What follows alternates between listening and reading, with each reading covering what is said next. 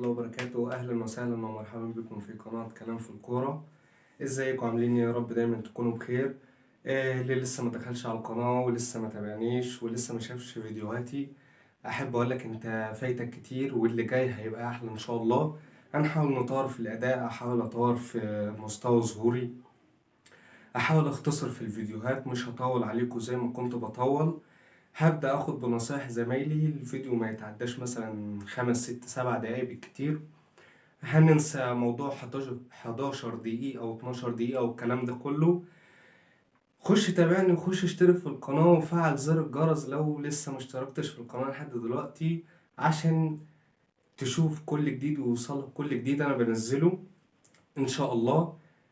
وزي ما عودناكم، آخر الأخبار اللي حصلت ولسه حالا انتهت مباراة الزمالك والاتحاد بالتعادل 0-0 للفريقين، وبكده الزمالك 26 نقطة مركز تالت. وانتهت مباراة برضو فيوتشر وبيراميدز بالتعادل 1-1. سجل هدف فيوتشر محمد رضا بوبو من ضربة جزاء، بينما سجل هدف بيراميدز إبراهيم عادل، معلش أنا آسف.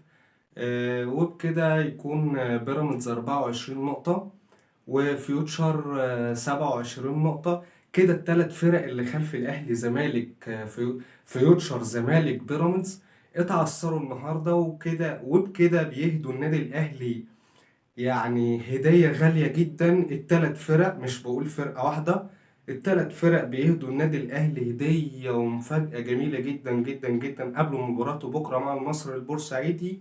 بيقولوا له اتفضل افرق بالدوري وبالنقط وبكل حاجة، ويا رب الأهلي ما يضيعش أو ما يهدرش الفرصة دي ويتمسك بالمفاجأة زي ما تمسك بهدايا الزمالك اللي قبل كده، التعادل مع الداخلية والهزيمة من أسوان. وبكده تكون نهاية حلقة النهاردة وفيديو النهاردة، واشوفكم في فيديوهات جاية كتير يا أحلى ناس وأحلى متابعين على اليوتيوب. وبكده قصرنا وقت الفيديو، والسلام عليكم ورحمة الله وبركاته.